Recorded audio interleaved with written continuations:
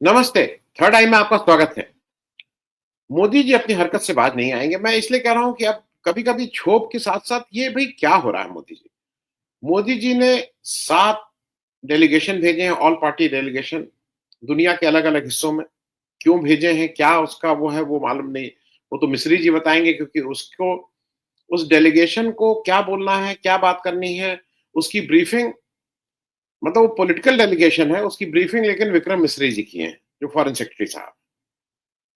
ना foreign minister साहब आए, ना कोई कैबिनेट की तरफ से आया, ना मोदी जी ने उन लोगों को बुला के उनसे बैठ के चाय पिला के उनको बताया कि भाई इस तरह से हम करना चाहते हैं, ये आप बोलिएगा, नहीं बोलिएगा। कोई कोई सरकार की तरफ से कोई डायरेक्शन नहीं था। उसपे काफ़ी कुछ कहा जा चुका है, लेकिन जो आज एक अजीब-सा काम हुआ, मोदी जी का मुझे ऐसा लगता है कि उनका मन नहीं मानता है जब तक वो 2-4 जगह इलेक्शन कैंपेन ना कर लें। म मोदी जी कहते तो हैं कि वन नेशन वन इलेक्शन।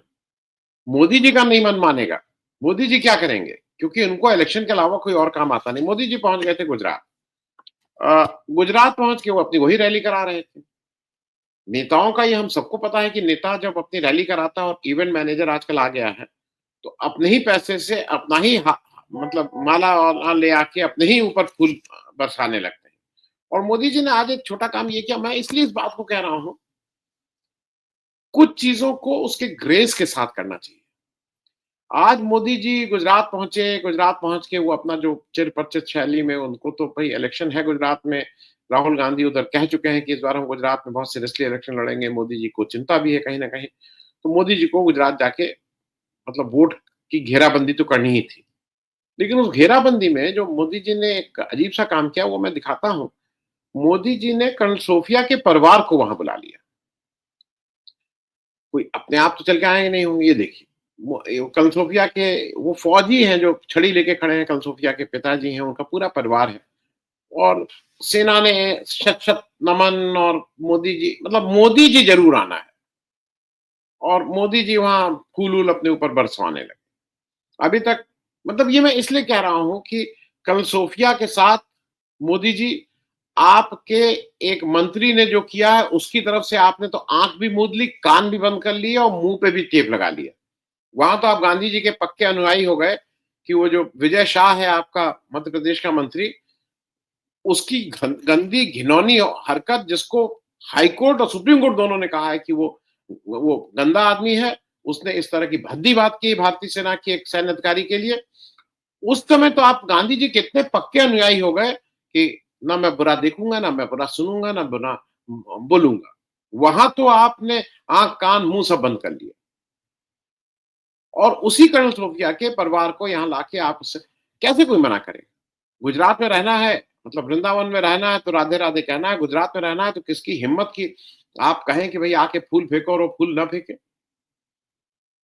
ये बात मैं इसलिए कह रहा हूँ कि कहीं कोई जगह छोड़ दीजिए जहाँ पे ये हो। तो ख़ैर ज़्यादा ज़रूरी बात जिसकी वजह से आज मुझे लगा कि आप लोगों तक ये बात पहुँचे, 7 डेलीगेशन गए हैं। 7 डेलीगेशन में वो डेलीगेशन कहाँ मिल रहे हैं, क्या मिल रहे हैं, किससे मिल रहे हैं, अभी तक जितना मैंने सुना है, किसी प्रमुख वो रूस भी गए हैं, वो अमेरिका भी गए हैं, वो यूके भी जा रहे हैं, किसी जगह के किसी राष्ट्राध्यक्ष से नहीं मिले। मतलब वो पहुँच रहे हैं तो वो सोशल एक्टिविस्ट लोगों से मिल रहे हैं, मीडिया से मिल रहे हैं, सरकारी कुछ अधिकारियों से मिल रहे हैं, अपनी एम्बेसी के लोगों से मिल रहे हैं, अपनी एम्बेसी वाले उनको अलग जगह ले जा रहे हैं और अभी तक किसी राष्ट्राध्यक्ष से मिलके अपनी बात नहीं कर रहे हैं। 2 चीज़ें हैं जिस पे ध्यान देना ज़रूरी है। सेकंड मैं पाकिस्तान का इश्यू बाद में करूँगा, लेकिन पहले मैं जो ये डेलीगेशन गया उसकी बात कर लूँ। इनका जो सबसे हाई प्रोफाइल डेलीगेशन है, वो शशि थरूर जी वाला था। कि शशि थरूर जी जिस डेलीगेशन को लीड कर रहे थे, उसको ये बताया गया उससे मोदी जी कई निशाने साध रहे थे। सबसे पहला तो मोदी जी ये साध रहे थे कि कांग्रेस में आपस में ज़रा झगड़ा लग जाए। दूसरा ये भी कर रहे थे कि वो कहीं न कहीं कांग्रेस को और राहुल गांधी को एक नीचा ये दिखाना चाह रहे थे कि साहब देखिए मैं तो सबको लेके साथ चलता हूँ और कांग्रेस की तरफ से इनका नाम भी नहीं आया लेकिन मैंने इनको भेजा। वो सब एक अपनी अपनी राजनीति हो रही थी जिससे उनको ये था कि कांग्रेस के अंदर कुछ ना कुछ फ्रिक्शन तो आएगा ही। शशि थरूर एक बहुत, और इसको लेके मैं अभी भी मैं लोगों से बात कर रहा था, लोगों के बहुत ओपिनियन डिवाइडेड है। शशि थरूर को लेके बहुत से लोगों का उस समय भी जो इंडिया गठबंधन की बात करते हैं कि नहीं जाना चाहिए था, उनको ही करना चाहिए था, अलग-अलग राय है। देखिए 2 राय में बिल्कुल स्पष्ट है मेरी। शशि थरूर 4 बार के एमपी हैं। शशि थरूर से ज़्यादा इंटरनेशनल पॉलिटिक्स को समझने वाला और जिसकी नेटवर्क, जो लोगों को व्यक्तिगत रूप से जानता हो, फर्स्ट नेम के नाम से जानता हो, उनसे ज़्यादा हिंदुस्तान में मेरी मेरी जानकारी में कोई और नहीं है। He is one who nose the world. तो क्वालिफ़ाई वो सबसे ज़्यादा करते थे, इसमें 2 राय नहीं, नंबर 1। नंबर 2, ये भी याद रखिएगा कि इस देश की जो स्टैंडिंग कमिटी है, उस standing committee on foreign affairs, विदेशी मामलों में, उसके चेयरपर्सन शशि थरूर हैं। तो अगर कोई विदेशी शिष्टमंडल जा रहा है, तो मेरे हिसाब से 3 आदमियों का रोल बहुत ज़रूरी था। जाते नहीं जाते, उसमें सबसे पहले प्रधानमंत्री, उनको खुद ब्रीफिंग करने के लिए बुला के कैसे करना है, क्या बात करनी है, ये उनको खुद करना चाहिए था। नंबर 2, जो स्ट्रैटेजी बनती, जो विमर्श होता, उसमें मेरे हिसाब से लीडर ऑफ अपोज़िशन का रहना नितांत ही आवश्यक था, क्योंकि अगर आप अपोज़िशन ऑल पार्टी मीट वो कर रहे हैं, तो कहीं न कहीं लीडर ऑफ अपोज़िशन की भी राय बात उसमें होनी चाहिए थी। वो आपने नहीं किया। और तीसरी मेरे हिसाब से, अगर कोई इस समय विदेश कोई जा रहा है, तो विदेश मंत्री के बाद, विदेश मंत्री का रहना ज़रूरी था, इसमें 2 राय नहीं है। प्रधानमंत्री, लीडर ऑफ अपोज़िशन, विदेश मंत्री, इसके बाद अगर कोई सबसे इम्पोर्टेंट व्यक्ति है, तो उसका वो है standing committee on foreign affairs का चेयरमैन। क्योंकि उसकी 2-3 वजह हैं। एक तो शशि थरूर वैसे भी क्वालिफ़ाई करते हैं, सीनियर लोकसभा मेंबर हैं। इसके अलावा वो स्टैंडिंग कमिटी में भी तो जान रहे हैं ना कि कौन किस लायक है, कौन कहाँ भेजा, किसकी क्या स्ट्रेंथ है, वीकनेस है। अगर उनकी राय बात लेके आपने ये कमिटी बनाई होती तो ज़्यादा इफेक्टिव होती। खैर, आपकी आपका आपका जो नियत थी वो तो कुछ और थी। तो आपने शशि थरूर जी को भेज दिया। शशि थरूर जी गए। अब शशि थरूर जी गए हैं, और अगर इस विज़िट पूरी 7 डेलीगेशन को अगर कोई स्पीयर हेड कर रहा है, कोई उसको डायरेक्शन दे रहा है, उनका नाम विक्रम मिस्री है। तो विक्रम मिस्री की कहाँ चलेगी? विक्रम मिस्री की चलेगी अपनी इंडियन एम्बेसी के ऊपर। तो वो हर जगह इंडियन एम्बेसी बहुत एक्टिव है। इंडियन एम्बेसी सब वो कर रही है लोगों से मीटिंग। इंडियन एम्बेसी किसी राष्ट्राध्यक्ष तक पहुँच नहीं पा रही है, तो अपने लेवल पे जॉइंट, मतलब जो हमारे यहाँ जॉइंट सेक्रेटरी या डायरेक्टर लेवल के अधिकारी हैं, कुछ-कुछ करके कर रहे हैं, देखिए-देखिए मीटिंग हो गई, मीटिंग हो गई। अब वो शशि थरूर जी ने वहाँ पे एक प्रेस कॉन्फ्रेंस भी की अमेरिका में, और उससे पहले वहाँ पे अब इवेंट वाले सब लोग हैं। 9/11 उनका पहला पड़ाव 9/11 था। अब क्योंकि आप, अरे भाई, आप जब पॉलिटिकल काम के लिए जा रहे हैं, तो पॉलिटिकल भी तो कहीं बात करनी चाहिए। नहीं, नहीं, 9/11 एक इवेंट कर दो, फिर सबको एक-एक फूल दो, सब लोग एक-एक जगह फूल रखें, ये सब किया गया जिससे इनको दिन भर का एक कोई काम हो जाए। इवेंट में हम लोग भी करते हैं, अगर इवेंट करते हैं, कोई वो करते हैं, तो भाई हर एक आदमी को कुछ-कुछ काम दे दो, नहीं तो उसको बुरा लगेगा। वो लंबे वाले हैं तो उनको बुरा लगेगा, वो छोटे वाले हैं उनको, सबको सबको दिया गया फूल कि सब लोग एक-एक फूल रखिए। फूल-वूल हो गया। शशि थरूर जी ने जो काम कर दिया, वो शशि थरूर जी शशि थरूर हैं।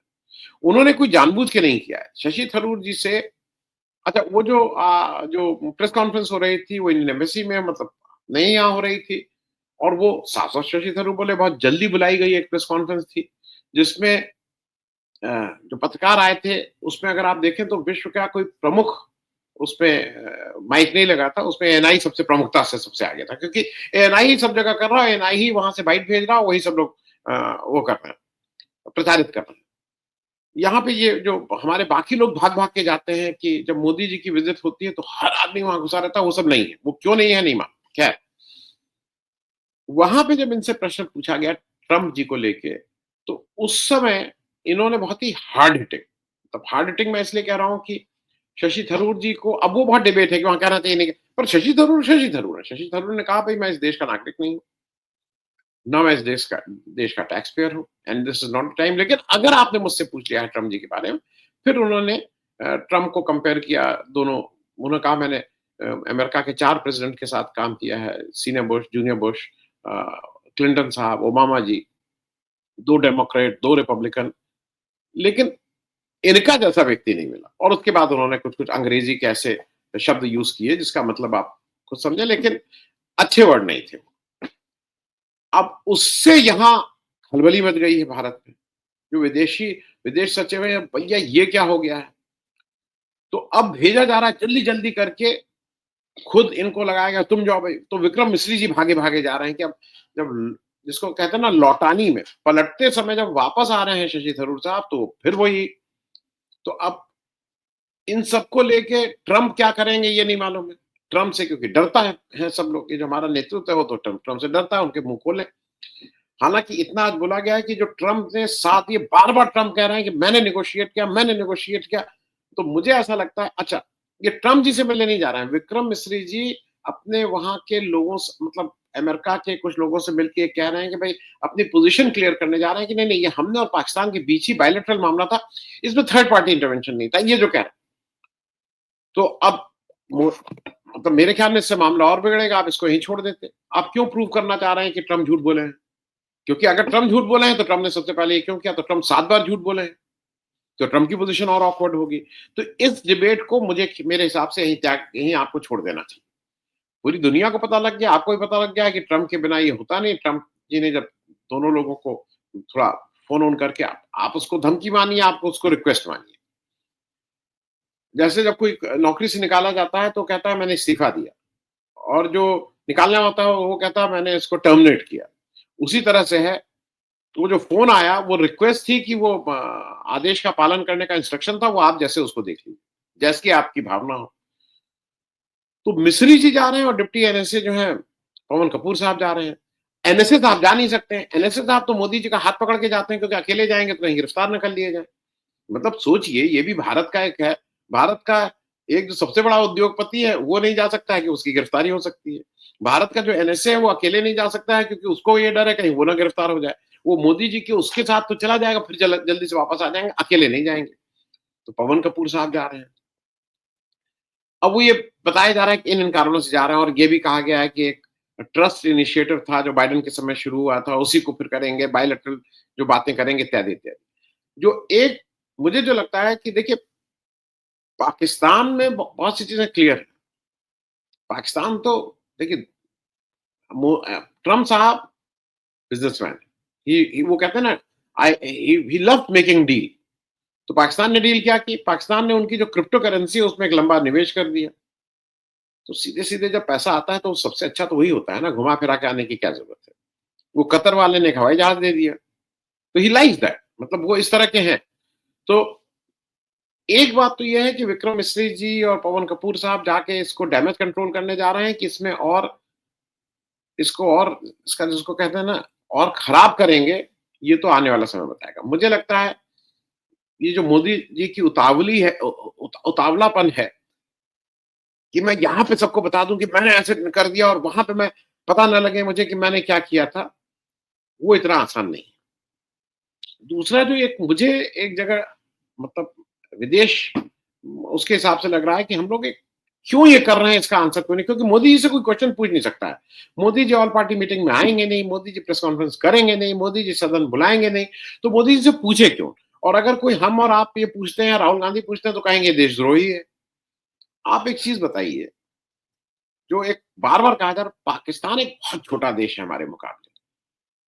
पाकिस्तान जनसंख्या के मुकाबले हम करीब 145 करोड़, वो 25 करोड़। आर्थिक मामलों में वो कहीं है ही नहीं। मतलब हम अपने को 4 ट्रिलियन बोलते हैं, वो 0.3 ट्रिलियन है, 0.3 कुछ, 0.35 सॉरी। मतलब हमारा एक 10वां हिस्सा भी नहीं। फेल्ड स्टेट है, डेमोक्रेसी है नहीं, सेना वहाँ राज करती है। आप अपने को पाकिस्तान के साथ क्यों इक्वेट कर रहे हो? आपका क्या है? आप सब जगह यही भेज रहे हो ना, देखिए पाकिस्तान नहीं है क्या, पाकिस्तान है। आप पाकिस्तान, पाकिस्तान करके अपने को पाकिस्तान की वाली कतार में क्यों खड़े हो रहे हो? मतलब आज अगर आप दुनिया की चौथी, 5वीं और कहते हो कि हम आने वाले समय में और विश्व गुरु बनेंगे, तो आपका कॉम्पिटिशन पाकिस्तान से नहीं हो सकता, और ना है। एक अनइवन उसको एक इन बातों को जो बायलैटरली हमारी हो, भाई हम ठीक है। दूसरा क्या है कि जब आप ये जा रहे हो तो जनरल इंप्रेशन ये जा रहा है कि आपने कुछ गलत किया था इसलिए आप जा रहे हो। देखिए, हरदम कौन जाता है वो करने की, टीचर से शिकायत करने, पापा से बात करने, बड़े भाई से कहने कि देखिए, देखिए ये गलत किया। जिसके मन में वो कुछ बताने को। Why why India is going? What is the hurry? मतलब मैं अभी भी इसको नहीं समझ पाया हूँ कि भारत में ऐसी कौन-सी हड़बड़ाहट है कि दुनिया में आप घूम-घूम के अपने को पाकिस्तान के बराबर रख के कुछ एक जस्टिफाई करने की, एक बताने की कोशिश कर रहे हो कि हमने ये नहीं किया था, ये पाकिस्तान ने। व्हाई? मतलब मुझे ये अभी तक नहीं समझ में आया है। तो मेरे हिसाब से जो ये सारी विज़िट हो रही है, मोदी जी इसको जो भी करें, इस विज़िट से क्या निकलने वाला है, सिर्फ़ एक ही चीज़ निकलने वाली है कि मोदी जी को ये कहने को मिल जाएगा कि साहब देखिए, मैंने तो पूरे ऑपोज़िशन को भेजा था, ये लोग कुछ कर ही नहीं पाए, तो अब साहब इसमें मैं क्या? लेकिन इन सारी कवायद में, इस सारे उसमें कहीं न कहीं मेरे हिसाब से देश के लिए बहुत अच्छा नहीं हो रहा है। मतलब हम बिना बात के पाकिस्तान के साथ हमें खड़ा किया जा रहा है, जिसका हमारा कोई तुलना ही नहीं है। हम एक अपने को जस्टिफाई कर रहे हैं या अपनी हम दुनिया के सामने बिना बात के जाके 30-35 देशों में बता रहे हैं कि नहीं हमारी गलती नहीं, हमारी गलती नहीं, देखिए उनकी गलती, क्या करने की ज़रूरत है? हम कभी ऐसे नहीं गए। तो अब जो भी है फिलहाल मोदी जी नेतृत्व कर रहे हैं और मोदी जी को अ, अब विक्रम मिस्री और इन्हीं के द्वारा वो उसको सँभालने की कोशिश कर रहे हैं। क्योंकि मोदी जी की विदेश नीति, जो भारत की विदेश नीति है, उसका कबाड़ा करने में एक आदमी जो प्राण प्रण से लगे हुए हैं, पूरी जितनी उनकी ताकत है, जितनी वो है, वो एस जयशंकर साहब हैं। वो मालूम नहीं क्या-क्या कहते हैं, वो कभी कहते हैं, आज फिर उन्होंने बोला कि मैंने गलत। अरे भाई, ऑन रिकॉर्ड है, तुम आपने कहा था कि हमने पहले इन्फॉर्म किया था, अब आप कह रहे हो नहीं मैंने नहीं कहा था। अरे ऑन रिकॉर्ड हैं एस जयशंकर साहब। तो ये सब चीज़ें कहने से नहीं चलेगा। अ, आने वाले 4-5 दिन मुझे ऐसा लगता है कि मोदी जी, अगर आप चुनाव प्रचार 2, 4, 5 दिन अपने को और रोक के रख लीजिए, मुश्किल है रोकना, लेकिन जब तक इस पूरा डेलीगेशन वापस ना आ जाए, तब तक अगर आप चुनाव प्रचार नहीं करेंगे, तो शायद आपको ही आपकी ख्याति बढ़ेगी। आप जब चुनाव प्रचार करने चले जाते हैं, तो आप और लोगों को कहने का मौका मिलता है। Thank you so much. बहुत-बहुत धन्यवाद।